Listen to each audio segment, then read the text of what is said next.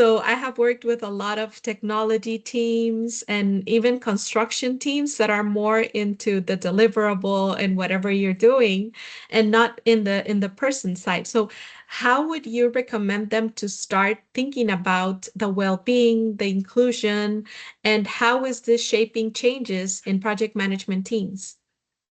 Well, thank you for the question because I thought you were adding a lot of value in your question itself.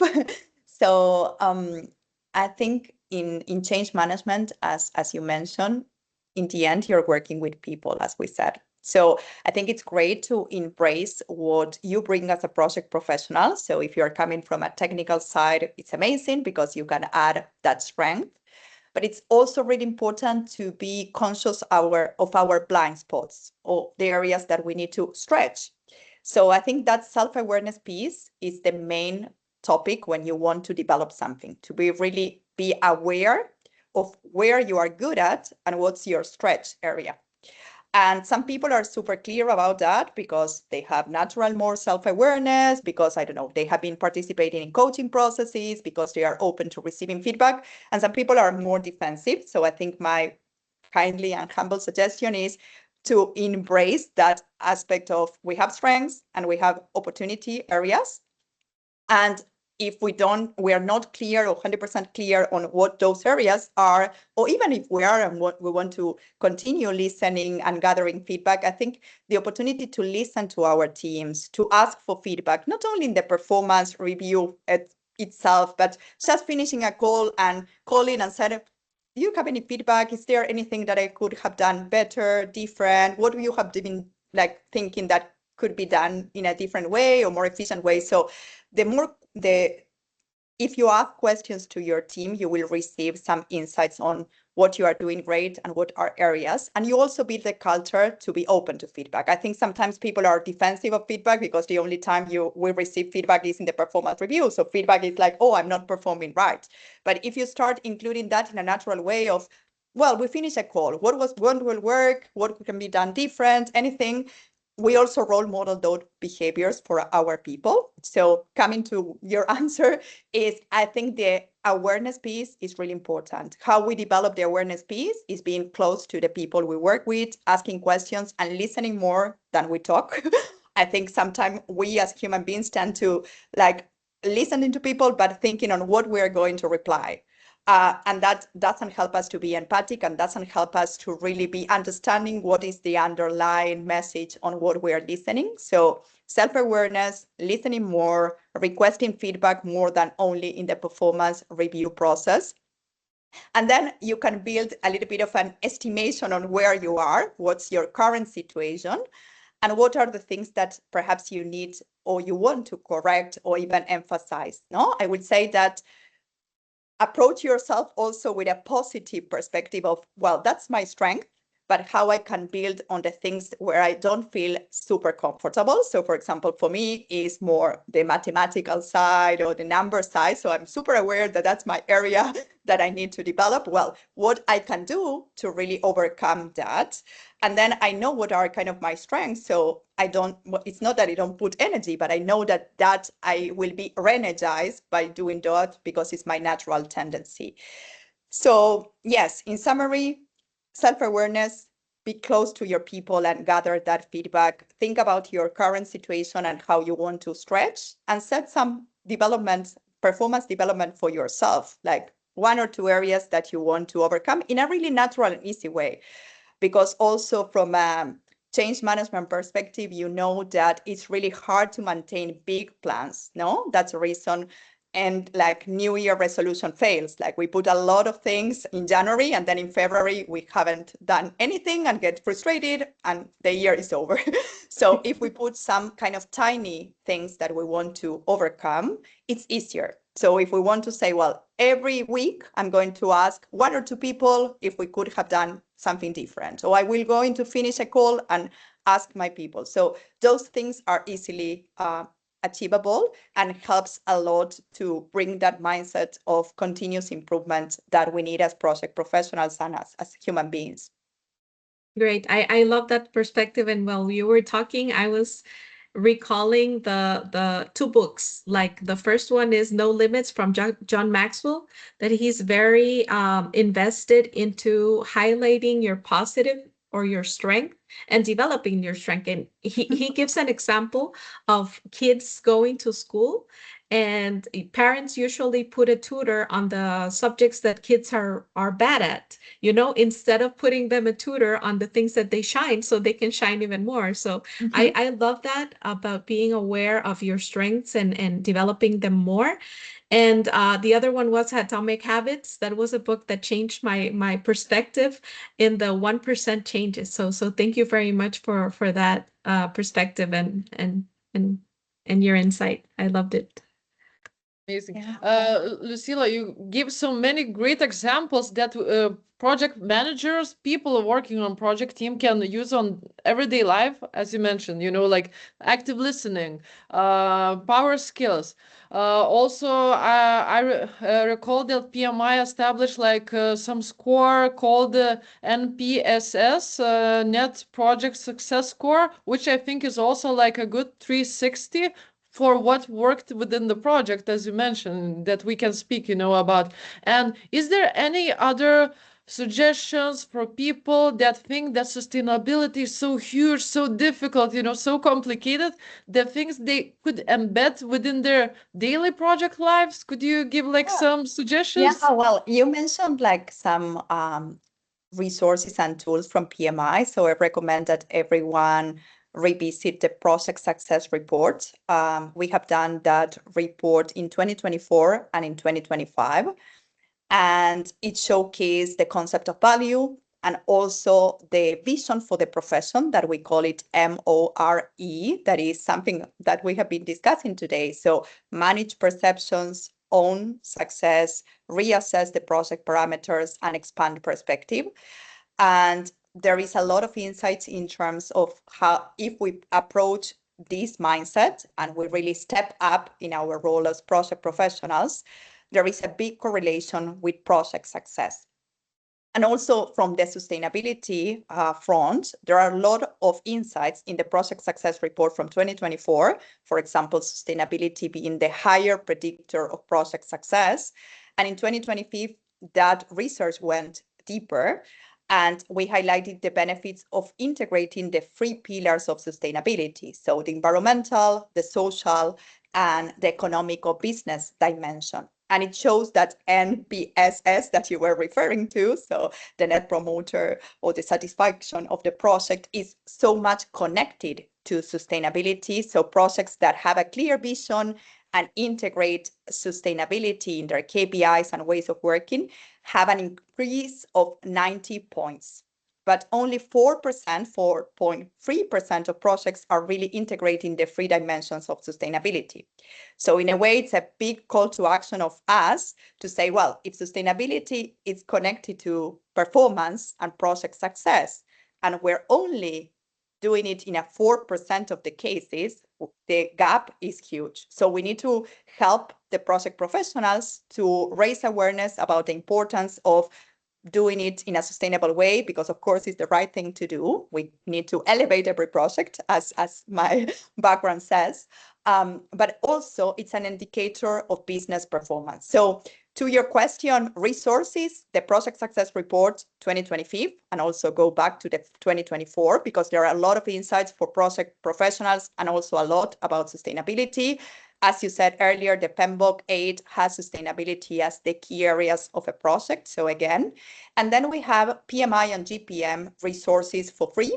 That is like the P5 methodology, the competence standard, the practice guide, and the sustainability reporting guide for projects. So there are a lot of resources that can equip project professionals to take sustainability in a professional and serious way. And of course, we have the certification in sustainable project management. So in a way that is a credential of you are already doing it, or to understand the value of doing that and professionalize your expertise in this area.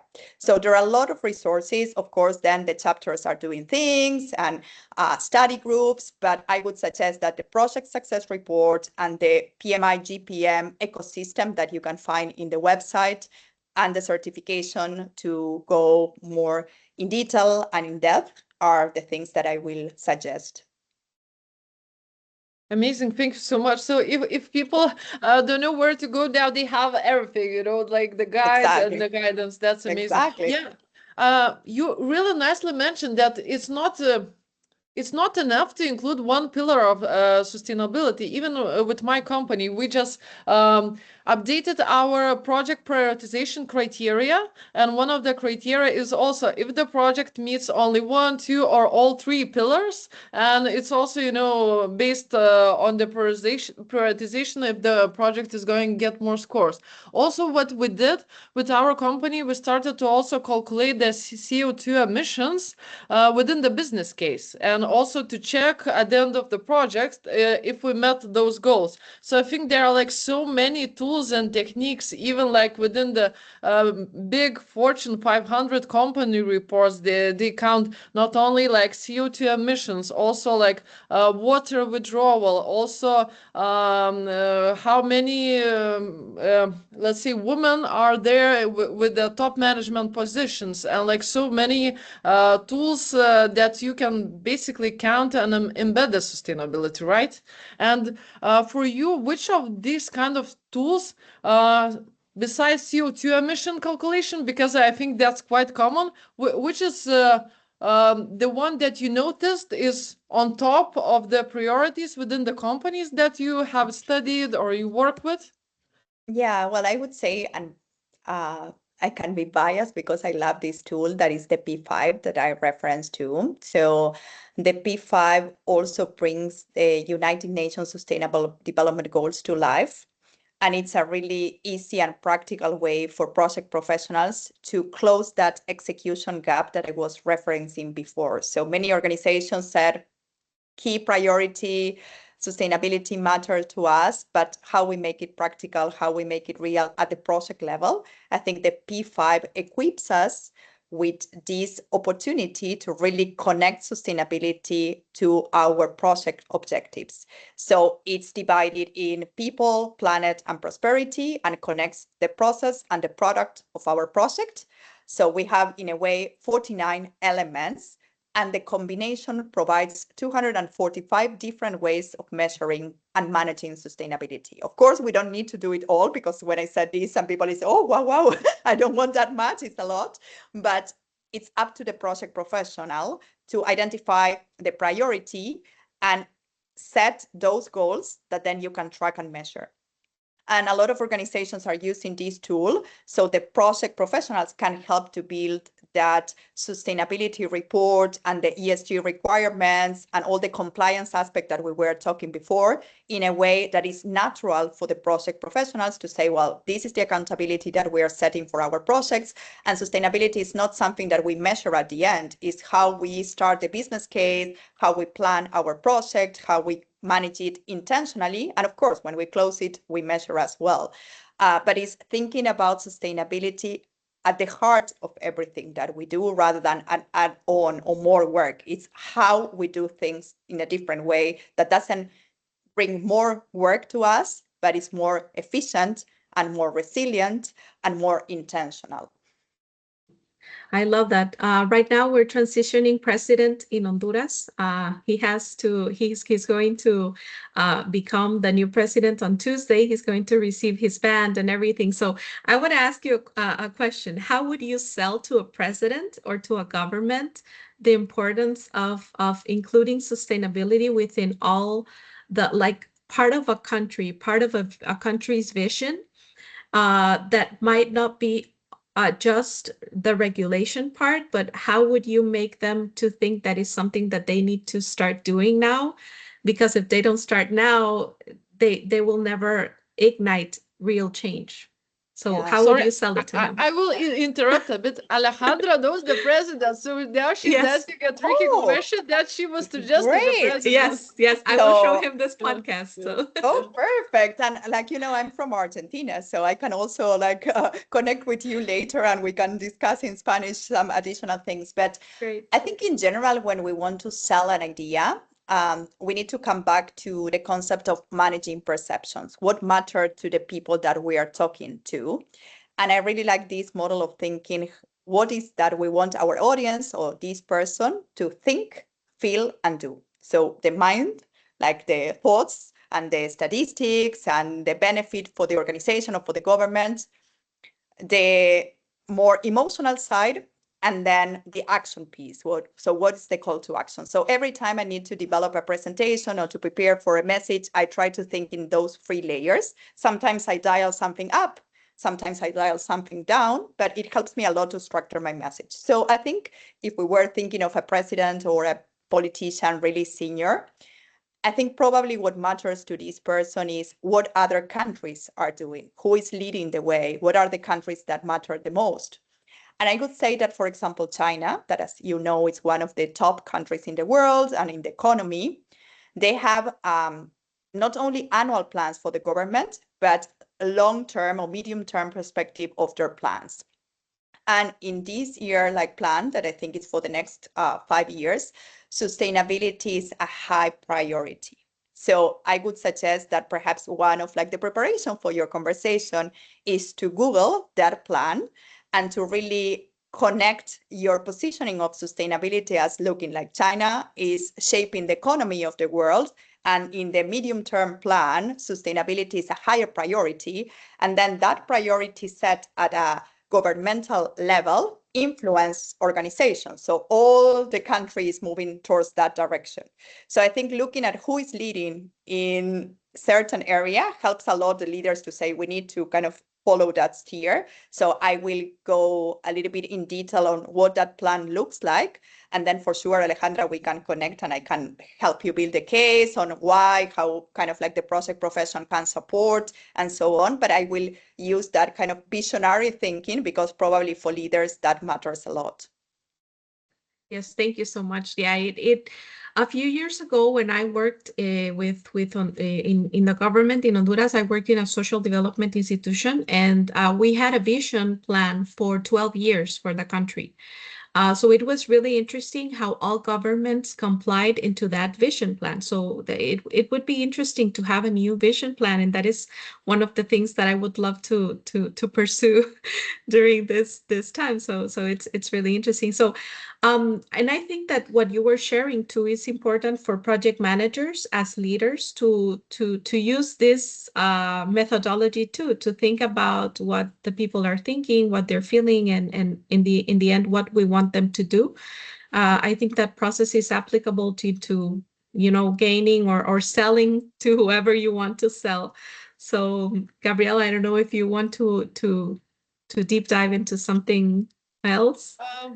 I will just ask one more question before Mhm. Alejandra sums up. So if we go to this point of project manager, just a regular project manager, what is there one thing that a project manager can do that he would be more responsible or his project would be responsible? Like just a small thing. Maybe you have some suggestions. Yeah, so my suggestion, and trying to connect everything that we have been discussing, I think would be good to go to the PMI website and download the P5, because the P5 helps you to really understand how you can connect sustainability to the project that you're planning or performing, and don't necessarily overcomplicate things, but really bring sustainability to those KPIs. So if you want to start simple, perhaps you can define one KPI for people, one for planet, and one for prosperity. And it's a really quick win, let's say. And then you can go like in detail and more complex, but sometimes it's better to start small and scale fast rather than to think that this is overwhelming and I'm not going to do anything because, oh no, this is not for me. So start small, practice. The P5, it's a great starting point. It's available and it's easy to start connecting projects with sustainability. And of course, they can connect. We're doing a lot of webinars about sustainability to understand more. But I would say just commit to make it happen in what you are doing now. And the P5, I think it's an excellent tool. Then there are other free resources as the competence standard, the practice guide, the sustainability reporting guide, and the certification. But my call to action is make it easy for you. And then as you start getting involved and connected, you can make it more professional and inspire others to do the same. Amazing. So you don't have to invent the wheel. You have the professionals already lined up all the things for you. And what I really like about your approach, Lucila, is that you are thinking so systematically, that there shouldn't be like focus in one area of sustainability or one metric, that you can have a whole system of thinking how you can work on this area, So that's amazing. So, okay. I finished my Yes. part. Alejandra, ask the main question today. Yeah. Yeah, so I just wanna highlight one of our core values in the PMBOK Guide 8, that is having a holistic view. So what we were talking here is like part of having a holistic view in the project management mindset is to think about all the things that you need to think in project management and how projects are influencing not just the delivery but also the world in which we live, and how they are impacting in societies, in economy, and in the planet. So thank you so much, Lucila, for your time and for having this small session with us in our podcast that we are starting. And our podcast is called PMOdyssey, and it is called PMOdyssey because we believe that leadership is a journey for learning, unlearning, and evolving as we go. So we have one final question for all of our podcast invites that we ask. And the question is, what is one lesson in your own leadership journey, your PMOdyssey, that you would like to share and leave with our listeners? That's an interesting question. So I think, well, one you already mentioned, because I think that interconnectedness part is also one of the principles of sustainability. So sustainability is about system thinking. It's about thinking how my actions connect to other people, to the planet, and the world that we are shaping for future generations. And I think in the end, that's also leadership, because leadership is our influence in other people. So I think that connection on self-awareness and being more mindful of what is the mark that we leave. We leave in other people, in our planet. So everything that we do has consequences. So it's good for us to think, what is our legacy? What is the culture that we're building? And I always love these quotes that probably you know, but people may forget what you said, people may forget what you did, but they will never forget how you make them feel. So in terms of leadership, it's really important to think how we touch our people, how we touch other souls, and what is the legacy that we're building in the projects we lead, in the organization we are part of, and ultimately in the world. Because our life is finite and we live through others. So I think if all of us start thinking of that holistic and systematic way of thinking, we will have better teams, better projects, better organizations, and a better world. Amazing. Thank you so much, Lucila, for coming today. And thank you so much for all the attendees of the podcast. So see you soon in the next podcast. Thank you. Thank you for inviting me.